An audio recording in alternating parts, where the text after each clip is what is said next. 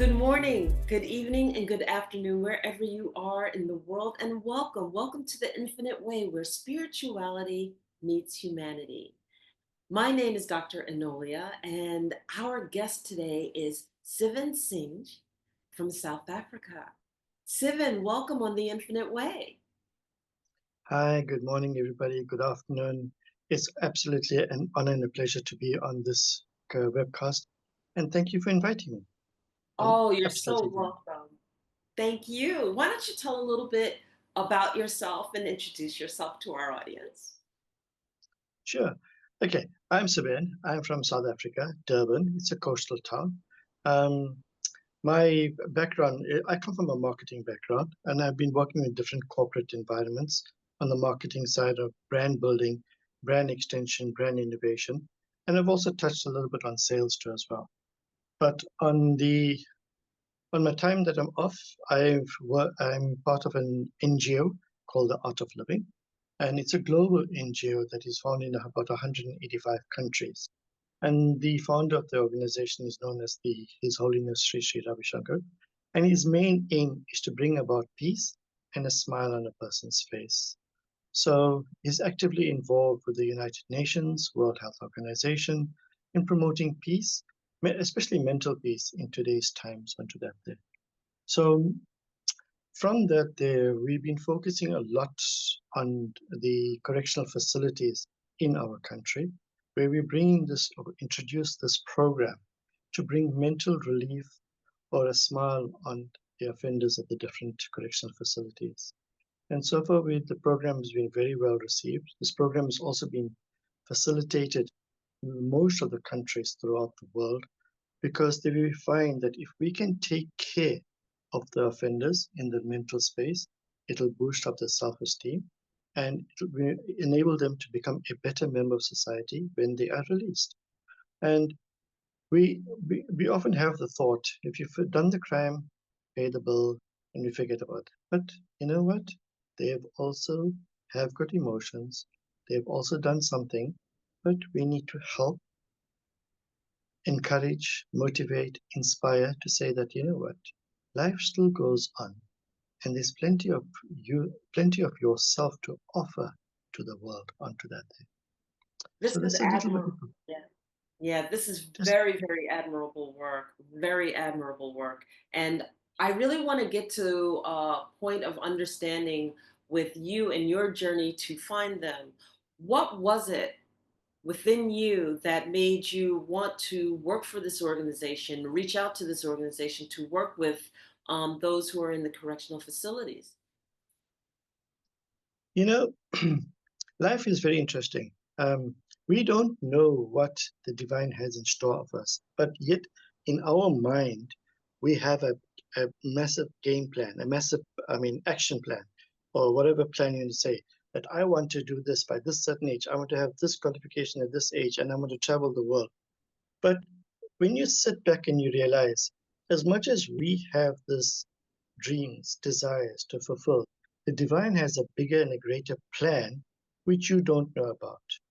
And it slowly unfolded in a very unique way. When I was working for the emergency care services in my very young days, that was my first, because you can say career path on that day. We in South Africa, we had a system called apartheid. It was very, very sad to see how people were treated just because the color of the skin. And it was one of my calls that I went to our local police station, where the person was very badly beaten up, and I had to treat the person, all because he stood for his rights as an individual in this country. And from that time, I just realized, you know what, there's something we can do more for people. And later on, many years later, I just, uh, you could say it was again the divine intervention, where I saw this billboard of the spiritual leader of this organization, of the Art of Living. And there was like a connection. It may seem very strange, but you have a connection where you see something and something just triggers inside you to say, you know what, look at this, there's something happening to you. And I experienced that there. And as I got more deeper into the organization, I realized that they have this program called Prison Smart, which they teach globally. And ever since from about 2010, I've been actively involved behind the scenes to go to the different prisons to teach this program on mental health and peace for the individual on that day. As much as they have committed a crime, but the wardens, they also need this program as well because they're seeing these individuals on a daily basis. And we also need to take care of their mental health as well.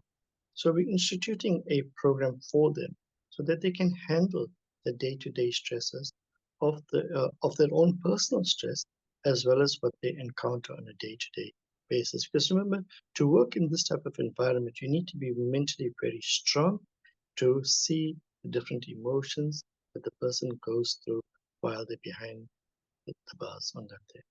So this is how I managed to. It was pure. When I sit back and look at it, it was just like the divine guided me, plotted a way, plotted a path for me to follow and to pursue and to serve more into society onto that day. We say, right, as what we said, did the crime fit the bill, forget and move on. But at the end of the day, there is a human element behind the individual. There is feelings. We all make mistakes, but mistakes can be corrected, and we need to uplift individuals to have a better Absolutely. quality of life. Absolutely. And I want to dig into this program a little bit because this is really significant. Because as a practitioner that works with empowerment of people, one of the things that we know about leadership is the container. The container one holds is based on the type of leader that you are. And you're saying that prison wardens are actually participating in the program. What are the results that you are finding when the warden participates versus when the prisoners alone only participate? Because it would seem to me that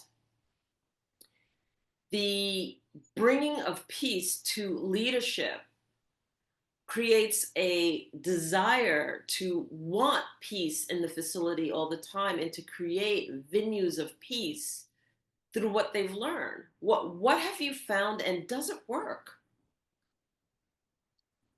Okay, this program, what we do is actually working with our own breath. Okay. We have a powerhouse or the energy that is within us, and that is our own breath. I mean, if you just take back a few steps, the day that you're born, you take a breath in. The day that we leave this world, we breathe out. Anything in between is life. But you notice our breath is related to our emotions. So let me explain a little bit more on that there. You notice the time when you're very angry with someone or yourself. Notice Mm-hmm. how do you breathe. The same time too, notice when a person is very sick, when he's lying in hospital, notice the breath. It's very labored. But also the same person, when the person is very happy, notice the breath. Now, one person, three different emotions that we go through on a daily basis. So if we can work on our breath, it helps us to influence and control our mind. You see, our mind is like a pendulum. It swings into the past, it goes into the future. The past represents regret, or I could have done something better, or I should have done something better. When the mind goes into the future, it's about what about me? Am I going to be okay? What is going to happen? The one is about fear. But are we living our life at the present moment? And the answer is no. We are too consumed of what he said, she said, and people are judging about us that we forget to live, to give our best, our the best of ourselves in that present moment because we get caught up with the emotions of people and situations. So breath plays an important role onto that there. And working with the offenders, just by using the simple breathing technique, nothing else. It's a rhythmic breathing technique that we follow up on that there. And you find automatically, just like how when you shake a fizzy bottle, the bubbles rise up. Same thing, the power of the breath helps to raise these emotions out, the suppressed emotions that we have stored in our mind, and release it out. Because when your mind is free, then you become a more productive person in society. Then you can give off your talents and your skills, what you're destined to do. What you have done, yes, it was an error of judgment, error of whatever you want to call it, but doesn't mean to say there's a garland around your neck that you have to live with for the rest of your life. No. So using the simple breathing technique here, we found there's a profound difference in the way they have managed themselves. I'm talking with offenders and the prison wardens in managing stress on a day-to-day basis. It's like a teacup. You know, when you fill a teacup, what happens? The cup gets full, and then Yes. all of a sudden you notice it begins to overflow, and then it Right. falls into the saucer, then it falls onto the floor. But it's the same thing with us. Every day we're faced with a myriad of emotions. What do? We store it out because from the time that we were born, whether you're in junior school or medium school or in university, did any curriculum teach us how to manage stress for us? The answer is no. I mean, we have all got super degrees, super qualifications, but nobody, not even the schooling facilities, have taught us how to manage our stress. So this program that we teach throughout the world is just using your breath and managing your stress. And if your teacup is empty, you're feeling fresh and strong on a daily basis. And when you're feeling strong, you can give out your best, of yourself, the best version of yourself on a day-to-day basis. Then life becomes a joy. See the fundamental difference? Yes, I If do. you are, when you are empty, you can give out the best of yourself to the world. But if you are full with all these emotions, and if you're stuck in the past or you're worried about the future, you won't. Life is just moving ahead. That's all. You're just living life. But the zest, your talents, your skill is not being highlighted onto that there because there's a little bit of a mask on that there. So when we run these programs over there, the first day, the guys, I mean, both parties says, hey, you know what? This is too much for me. I can't even breathe. And as you progress till day 5, then you find a remarkable change in the behavior, in the outlook, in the perception of on this breathing program onto that there. There's a sense of weight lifted out from them without using any drugs, without using any medication, without using anything else, but just your own breath. It has so much of power that we don't tap into it onto that there. So, share with us the impact this has had on facilities because, as an outsider looking in, we know the harshness of how the correctional facilities can be. Mm, And survival is always what is amplified mm, regarding these environments. How has indeed. this changed the environment? How has this impacted it? Okay. See, when you facilitate this program, you'll find automatically there's more, there's an increase of awareness of what you're doing, right? Okay. Now you're living in the present moment. I mean, this is the present moment now. Correct. Now, if you take the offender, he can choose to fight, right, and have a violent life behind the bars, or you can choose to say, listen, with awareness, I'm not going to get into a fight. I've got a better thing to do in my life, right? So you move, so the awareness increases, so the violence reduces onto that there, okay? Just by Okay. using this breathing technique.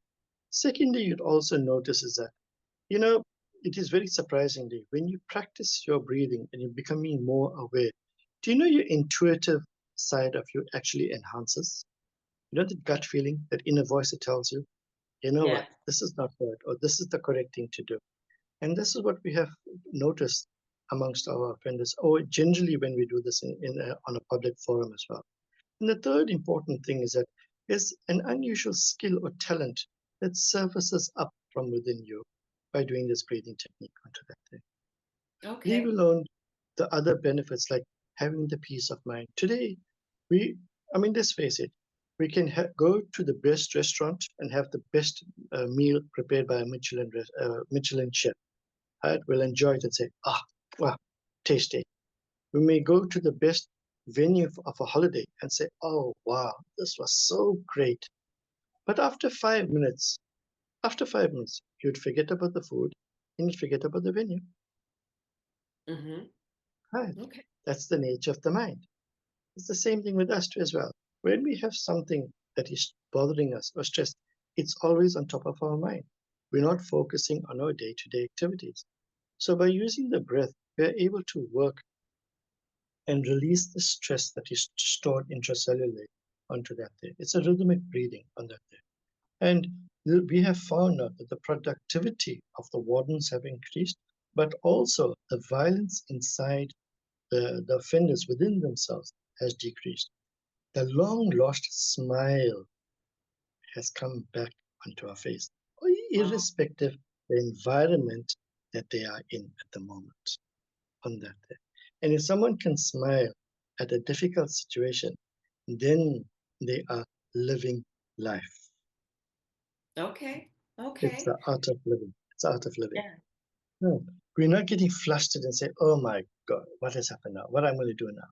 Mhm. On that day, that sign of despair goes up. But you know what? I can do this. I shall overcome this and move up and rise up and above. But you don't hold on to the negative situation that you're faced in. And this is what we have found time and time again when we interview, when we work with the different offenders, even with the wardens too as well. We find there's a shift of mental space and peace within the individuals onto that day. So I have a couple more questions that are just like So, racing around in my head. First of all, when you're implementing this program, are you implementing it to the entire system or are you implementing it to those who voluntarily want to participate? see, we offer the program to the entire facility and correctional staff as well. But sometimes people have a little bit of resistance on that day.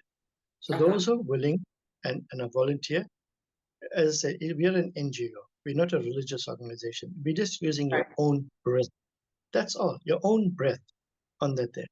And then we work with those who participate on the program. Those who don't participate, it's fine.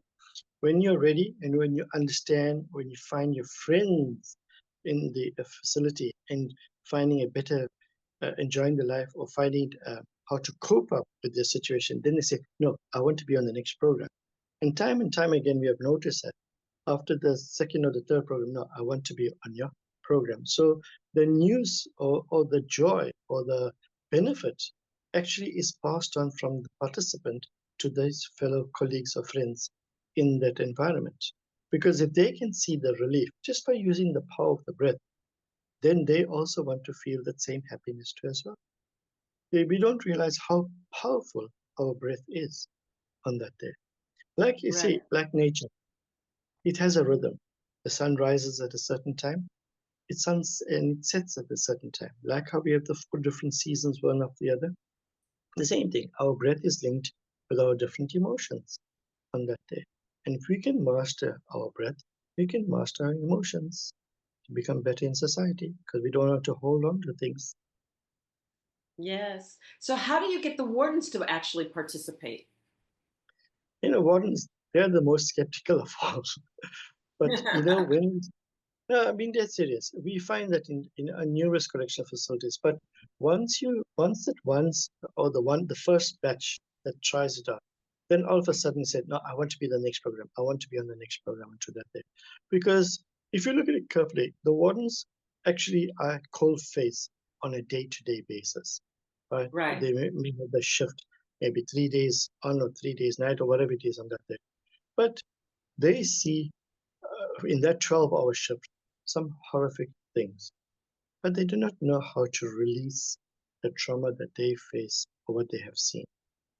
So what you do, you bottle it up. And when you bottle it up, instead of being like a human being, you actually become like a robot. It's like, next step, next step, next step, and we do that. Your emotions becomes dull. But by using this breathing technique here, they actually say, you know what, I've got new energy. I can sleep better at night. I don't have to toss and turn.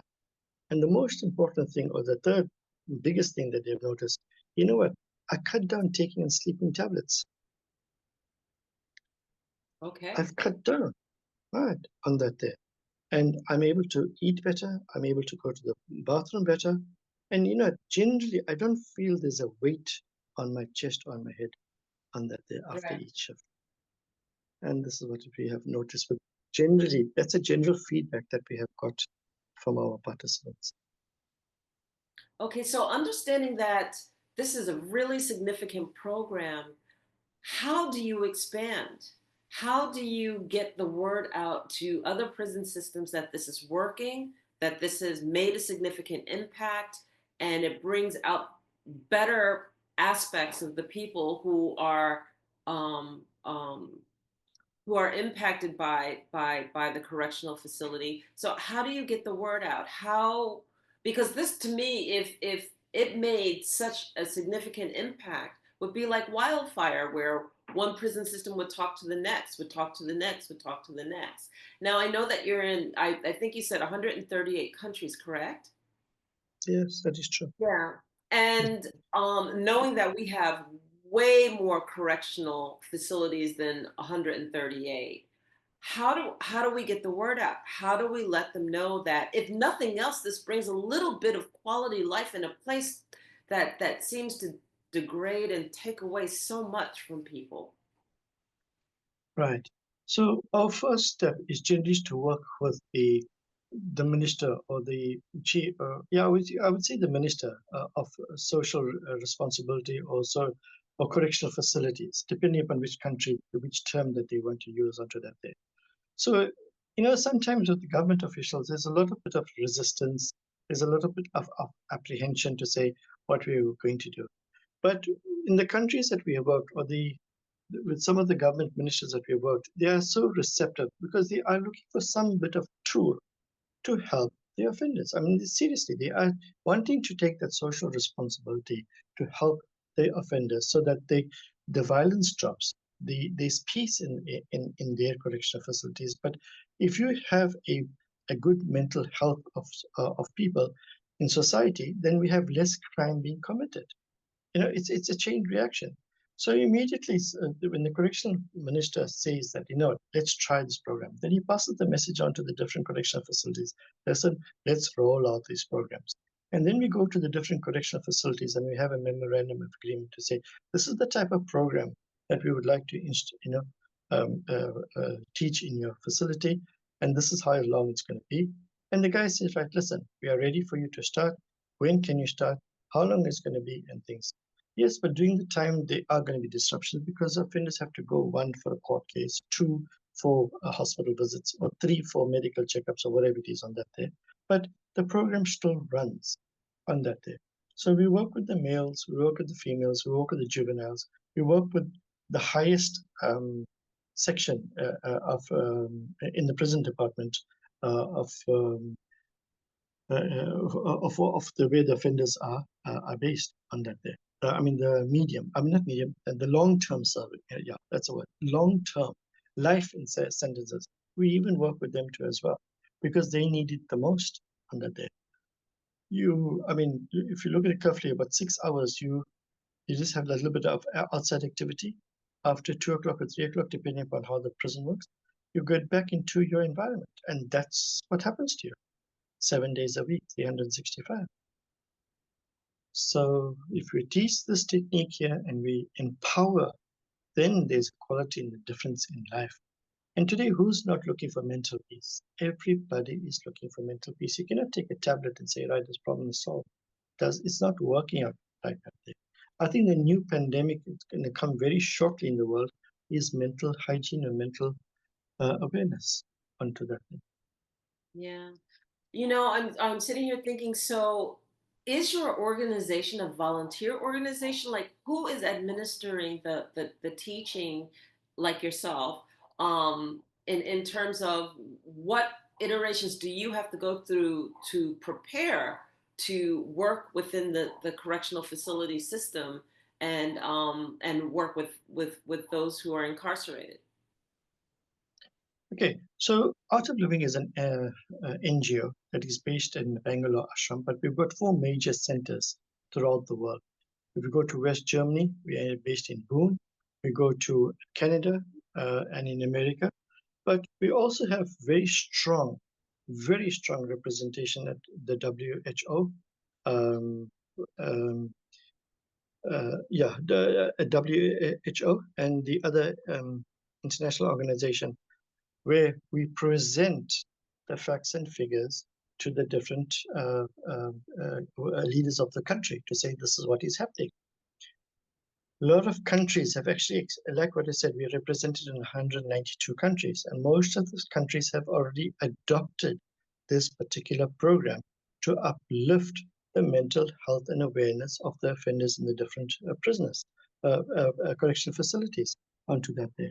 So the leader of the, is known as His Holiness Sri Ravi Shankar, and he's a peace ambassador. If you Google it, throughout the world, he's very well known, and he addresses all the government institutions about mental health, mental awareness. We've even created International Yoga Day. Very soon, on the 21st of December, we are introducing World Meditation Day, and that is going to be done at the offices in New York. So there's a lot of work that is done by this leader to make an individual's quality of life more fulfilling and more rewarding, as it were, on that day. Okay. Okay. Wonderful. So, how long have you been with the organization? I started in 2007, and then I've progressed up, and then I became a teacher. And one of the joy that I found was to teach this particular program here, because you know sometimes you just have a calling that you just gets gravitated to help this segment of people on that day. And when you find that someone comes up and tells you that, listen, for the first time I can smile, for the first time I have some peace of mind, it's something that really, that goosebumps runs down or some cold shivers run down the back of your spine. When you bring relief to someone, the person is ever so grateful to you onto that day. And we're just using the power of your own breath, nothing else. Power of our own breath. We don't realize the power of our breath that we have onto that Yeah. day. And like what I said, the first act of life is we take a breath in. The last act of what we do is we breathe out. And everything else is life. But are we leading life? And the Yeah. answer is no. Yes. This has been phenomenal, to know about this organization and to know the significant impact that they're actually having across the world. Would you say that this has been represented across the world evenly, or is it in one area more than another? No, isn't evenly. We can start from Canada to the whole of Americas, to the whole of South Americas, whole across of Europe, Far East, Australia, New Zealand, and in Africa. In South Africa, we're very strong. Quite a few countries we're very, very strong. But what we have found, there are certain countries in Africa where there's a bit of a reluctance to introduce meditation or this breath technique onto that there for some various reasons and things like that there. But we are overcoming that at the moment. And as we're talking to people and as the government officials understand what we're trying to do and how the power of the breath can influence behavior, then they say, you know what, this is a neutral program which I can endorse or so we can start on that there. Presently, we are just working with Liberia, Sierra Leone, Gambia, Ghana to launch out these programs onto that there.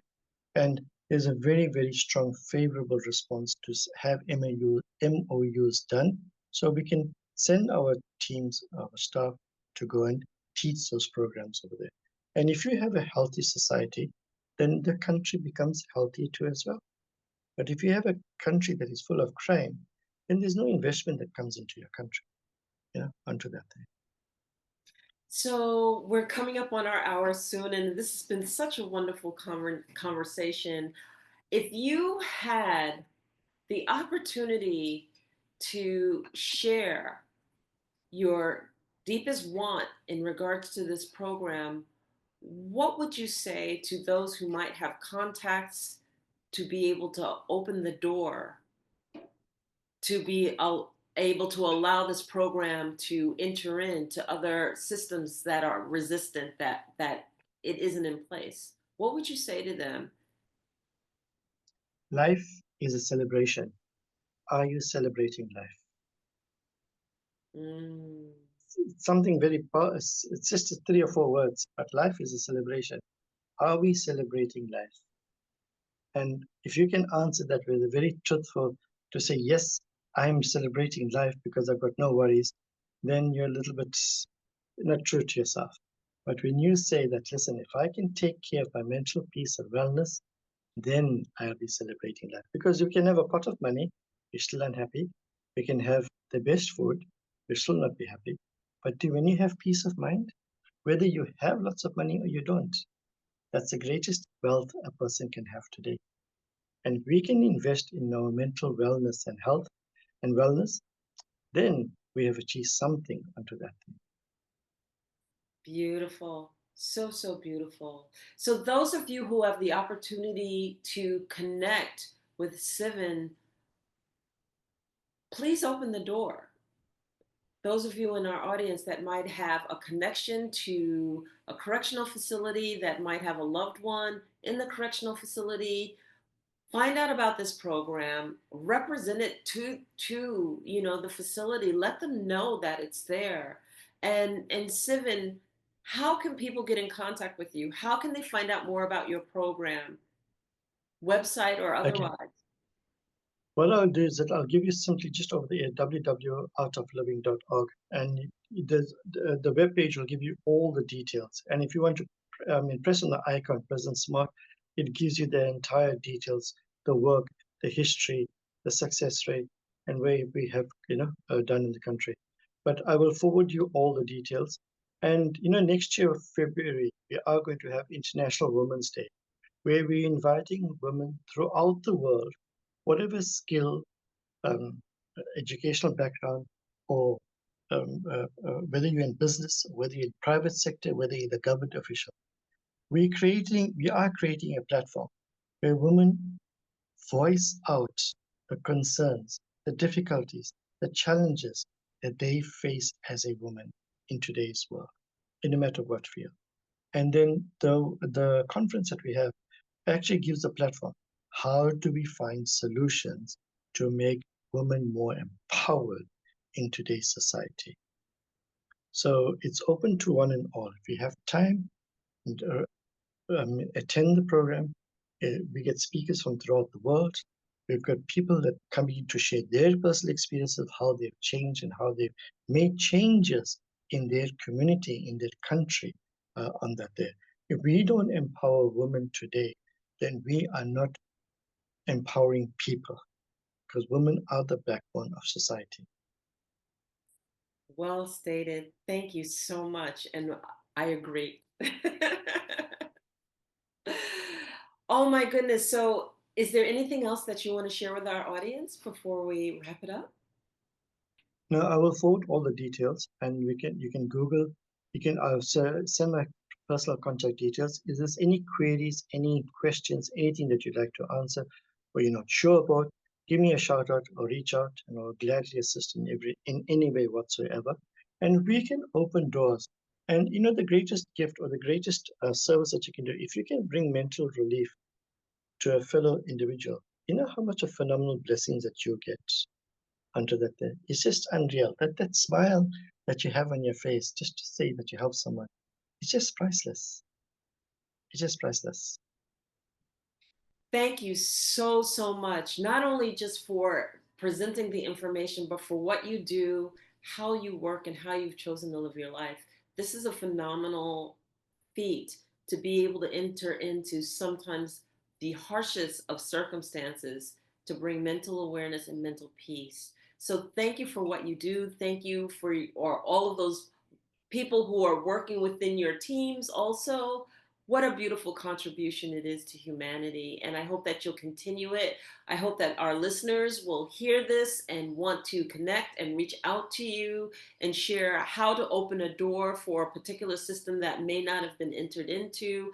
Everyone, Awesome. I don't care what they've done, everyone deserves bringing peace in their life and bringing calmness and bringing just a sense of respect for self.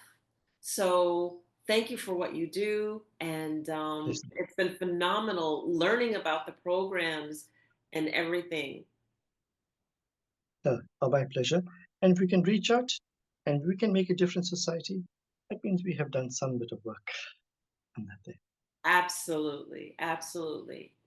So thank you to our listeners. I hope you enjoyed listening to Siven Singh. And if you like this episode and you enjoyed what you heard, please do share it. Please like us. Please subscribe. And this has been another episode of The Infinite Way, where spirituality meets humanity. I hope you enjoyed the show. Take care from now. Bye bye. Thank you. Bye bye.